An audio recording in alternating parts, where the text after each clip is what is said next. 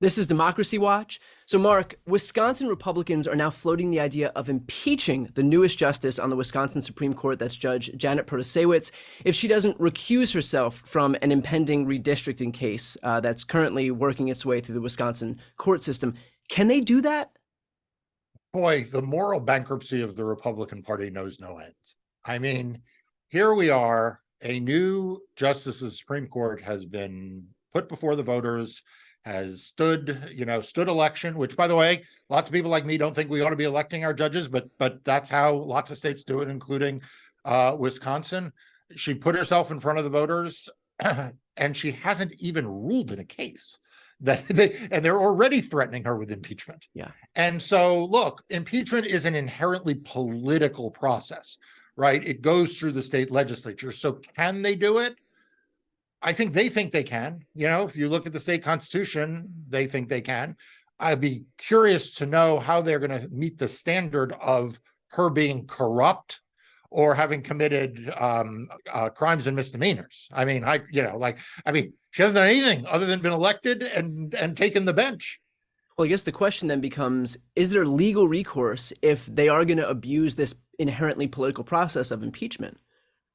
So this is kind of like the chicken and egg, right? This is like the irony of all this, which is that presumably if she were to challenge this in state court, it would then weave its way up to the state Supreme Court. So the state Supreme Court would then be the arbiter of whether or not the legislature can do this or not.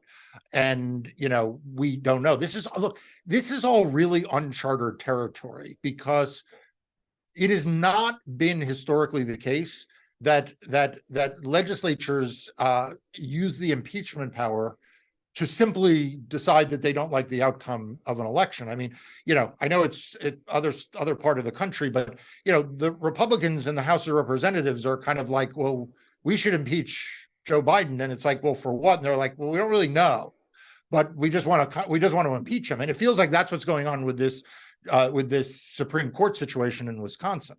Well, on the issue of recusal, if a judge simply discusses the issues that will come before the court while that judge is on the campaign trail in a state that elects judges, does that preclude that judge from being able to rule on those cases?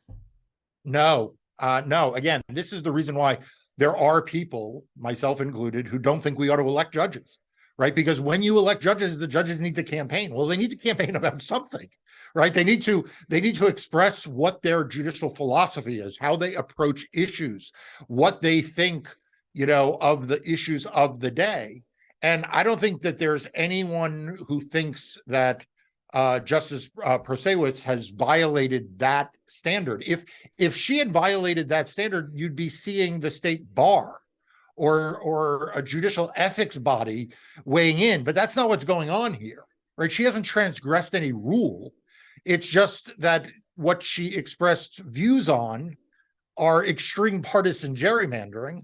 And of course, who's the beneficiary of extreme partisan gerrymandering? The Republicans in the legislature. So it's quite corrupt on their part. Yeah.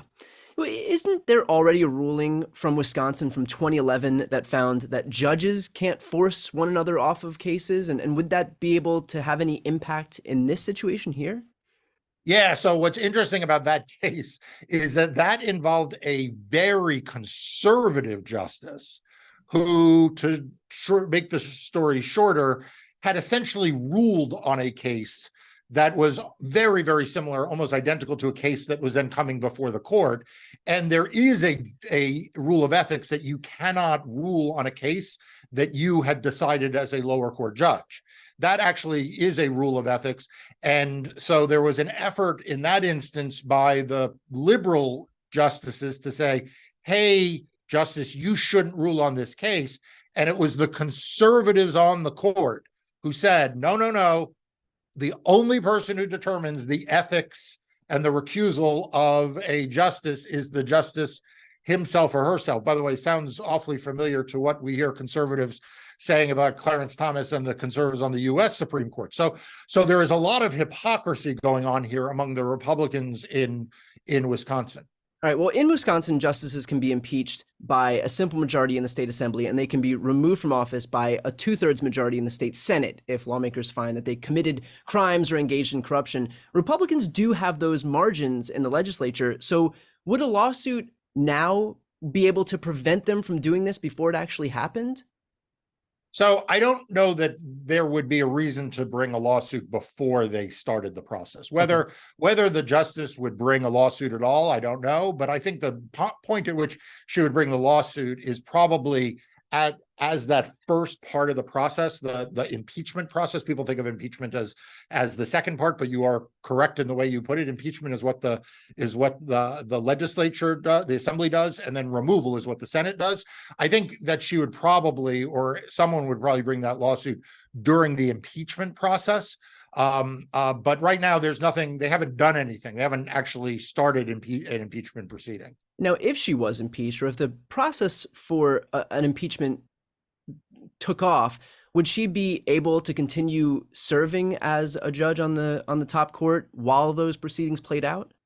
So the rule in Wisconsin is that once she is impeached by the House, she cannot rule further until the Senate process is complete. Similar, by the way, to the process that we see in Texas with Paxton, who was impeached by the state House there and is awaiting trial in the state Senate.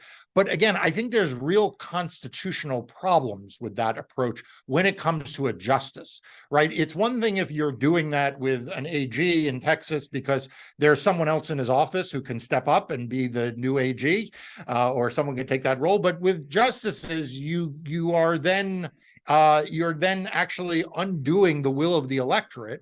And the person hasn't been convicted. So again, I think that there is, I won't say a certainty or even a likelihood, but there's a real strong possibility of a lawsuit. And I think it would come at that impeachment process. Wouldn't that also open the door for Republicans to kind of take a more nefarious route by allowing her to have been impeached in the House and allowing it then to languish while any conviction vote actually carried itself out? And so, if they're not going to get a resolution one way or the other, she's still not able to serve as a judge while that impeachment is working its way to the actual conviction vote. Yeah. So look, I think that we are in an unprecedented time in our country's history where Republicans are willing to corrupt every process of democracy to fulfill a political objective. Republicans in Wisconsin don't want fair districts. Republicans in Wisconsin don't want a woman to be able to make her own reproductive decisions. And they are willing to corrupt the power of the legislature to do that. And this is a lawless time for the Republican Party in America, and it is a very dangerous time for our democracy. To that exact point, Wisconsin Republicans are also moving to remove the state's top election official, Megan Wolf, ahead of the 2024 election, likely due to decisions made about absentee ballots in the 2020 election. Can you talk about what happened in Wisconsin in 2020 and what Republicans are trying to do by virtue of removing the chief elections official? Yeah, so this situation with Megan Wolf is Orwellian.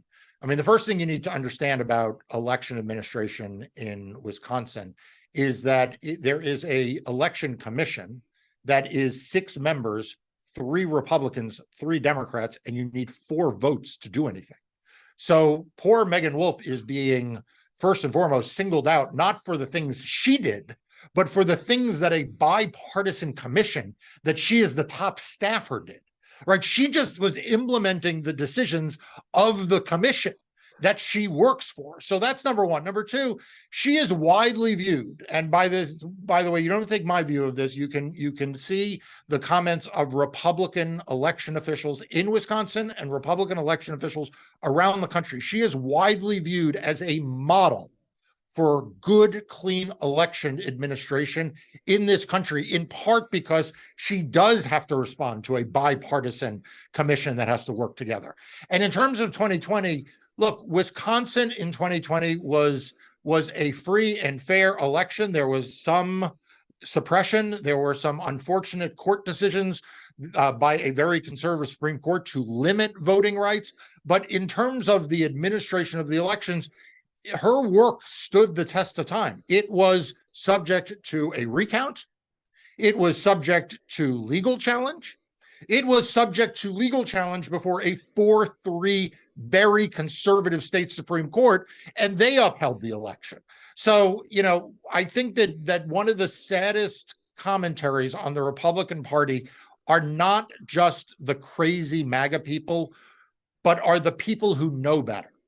And in both the case of the impeachment of a Supreme Court justice, and certainly in the case of Megan Wolf, there are Republicans in that state who know better. They know that she's done a good job. They know there's no basis for impeachment. They know that their party has been hijacked by a bunch of lunatics who want to destroy our democracy, and yet they stay silent, and yet they go along with it. And they deserve our condemnation as much as the MAGA crazies do. Perfectly put. We'll leave it there. Marc, thank you to you and your team for the work you guys all do to protect voting rights across the country. For anybody watching, to help Marc, please sign up for Democracy Docket. It is the free news outlet that Marc founded to keep you up to date on everything voting and elections. The link is right here on the screen. It's also in the post description of this video. That would be a huge help. I'm Brian Tyler Cohen. I'm Marc Elias. This is Democracy Watch.